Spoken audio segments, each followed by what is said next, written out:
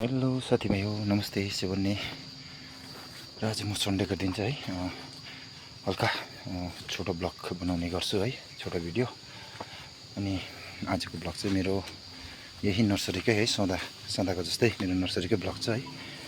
आज चाहिँ मेरो गदौरीको है, जुन गदौरीको लागि चाहिँ मैले काम गर्नु छ, त्यो काम चाहिँ म आज गर्नेछु है। गदौरीलाई चाहिँ के गर्नु छ भन्दाखेरि चाहिँ म तपाईँलाई भिडियोमा देखाउने छु है।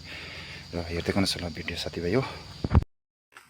र म चाहिँ है यो जुन यो गदवरी पम्प जो हाइट एकदमै अग्लो भएको छ है, त्यसलाई चाहिँ मैले अहिले मिलाउने गर्दैछु। र आज चाहिँ मेरो सन्डेको हल्का काम हुन्छ है।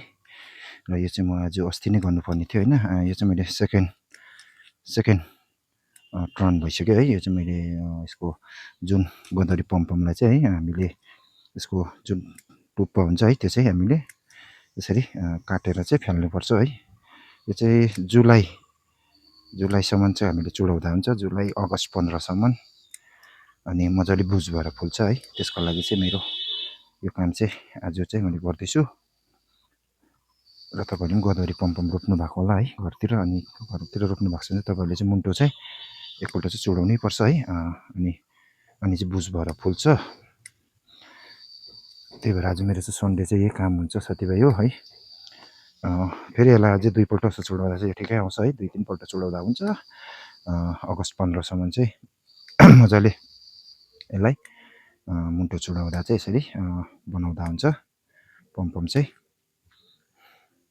कसै चाहिँ अब एकदमै अग्लो गएको छ नि त हो। अनि त्यही भएर चाहिँ यसलाई चाहिँ हामीले एकदमै जरुरी हो यो यसको मुन्टो चुडाउनु चाहिँ। किनकि यो मुन्टो चुडायो भने मात्रै मजाले बुझ भएर फुल्छ नि त। यो हाम्रो यो पहिलाको लोकल पम्पमहरू हो नि त कि, त्यो भएर यसलाई चाहिँ मुन्टो चाहिँ हामीले यसरी हानिहाल्नुपर्छ है। साह्रै बेसी पनि होइन है, ठिकैको। अब अहिले त कटिङ राख्नु समय होइन है। कटिङ राख्यो भने अहिले ढिलो हुन्छ। अनि त्यही भएर चाहिँ कटिङ चाहिँ अब पम्पमको चाहिँ ढिलो भयो है। अनि त्यही भएर चाहिँ यसलाई चाहिँ हामीले मुन्टो चाहिँ यसरी चुडाएर फाल्दा हुन्छ साथीभाइ हो। तपाईँहरूले पनि यस्तै काम गर्नुहोस् है। अनि आज सन्डेको काम चाहिँ यस्तै छ है साथीभाइ हो। हाम्रो चाहिँ अब सन्डे चाहिँ यस्तै काम कुरामै बिजी हुन्छ है। यताउता जानु फुर्सद हुँदैन है। अनि त्यही भएर चाहिँ आज चाहिँ मैले सन्डेको ठिक उयो पारेर चाहिँ यो गदवरीको टप जो उयो हुन्छ है, टुप्पा बढेको हुन्छ, अग्लो भएको हुन्छ, त्यसलाई चाहिँ काटेर लेबर गर्दैछु है।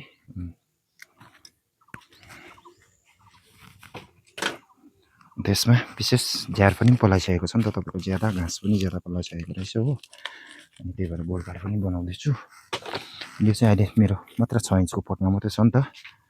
अब यसलाई चाहिँ जुलाईतिर चाहिँ 8 इन्चको पटमा चाहिँ है ट्रान्सफर गर्नु छ। हेर्नुहोस् है, यो सब 6 इन्चको पटमै छ अहिले पम्पम है। यो भर्खर फर्मेसन मिल्दैछ यसको। अझै टाइम लाग्छ है योहरू फर्मेसन मिल्न। अहिले त कतिवटा हुँदैछ, 3टा 4टा त हुँदैछ यसमा है ब्रान्च। आगाहरू 3टा 4टा मात्रै आइरहेको छ। अनि अझै यो मजाले आएपछि चाहिँ यसलाई ठुलो पटमा ट्रान्सफर गर्नुपर्छ। 8 इन्ची 10 इन्ची तपाईँहरूको इच्छा है। त्यो चाहिँ अब 10 इन्ची 8 इन्ची जतिमा लगाउँदा पनि हुन्छ पम्पम चाहिँ। र यो चाहिँ मैले अब कटिङबाट सक्सेस भएर 6 इन्चको पटमा लगाएको थिएँ नि त हो। अनि त्यही भएर चाहिँ यसलाई चाहिँ मैले आज चाहिँ झ्यारहरू यसो गोडगाड है। अनि यसको मेन चाहिँ यसको काम चाहिँ के थियो भन्दाखेरि मिलाउनु क्या, टुप्पो मिलाउनु। यसको जुन टाउको हुन्छ है, त्यो चाहिँ हामीले काट्नुपर्छ है पम्पम भेराइटिजको चाहिँ। फेरि यसरी छोडिदियो भने चाहिँ तपाईँको अग्लो जान्छ नि त हो, राम्रो फुल्दैन। अनि चाहिँ अब माया त माया लाग्छ है यसरी मुन्टो काट्नु त। र पनि यसको जातै त्यस्तै हो है। यसलाई पम्पम बनाउनै पर्छ हामीले, बेसी फुलाउनै पर्छ।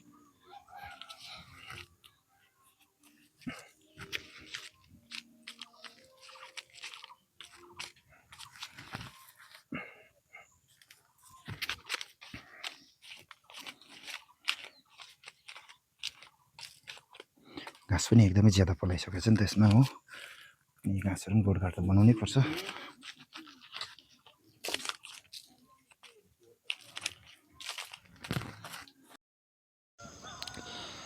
ल फाइनली गाइस मैले चाहिँ है यसको सबै मैले यो मुन्टोहरू टुप्पाहरू चाहिँ है चुडाइसकेँ है। हेर्नुहोस् है, एकदमै मजाले चुडाइसकेँ। अनि अझै अब यो 1-2 पल्ट चुडाउँदाखेरि चाहिँ ठिक्कै हुन्छ, एकदमै दामी त्यति बेला चाहिँ त्यहाँदेखि हामीले अलिकति ठुलो साइज पटमा है ट्रान्सफर गर्नुपर्छ। आज चाहिँ मैले है यो पम्पमको सबै टुप्पोहरू चाहिँ चुडाएर उयो गरेँ। अनि अब फेरि 2-3 पल्ट चाहिँ यहाँ मैले छोडेको छ। यहाँ चाहिँ छोडेको रहेछ किन एकदम यसरी तलमाथि भएको हुँदा चाहिँ साह्रै चुडाइहाल्नु हुँदैन होइन। अनि जुन अग्लो अग्लो भएको छ त्यसलाई चाहिँ चुडाइहाल्नुपर्छ। हेर्नुहोस् है साथीभाइ हो, यो चाहिँ हाम्रो पम्पम हो है। यसले चाहिँ दसैँ तिहारमा मजाले ढकमक्क फुल्छ नि त। अनि त्यही भएर यही फुल मनपर्छ म चाहिँ है। गोदावरी मध्येमा पम्पमै रोप्नु मन लाग्छ है, एकदमै दामी देख्छ नि त। हवस् त साथीभाइ हो, फेरि अर्को नेक्स्ट सन्डे है तपाईँलाई म लिएर आउनेछु है मिनी ब्लग है। हेर्दै गर्नुहोस् होला भिडियो है।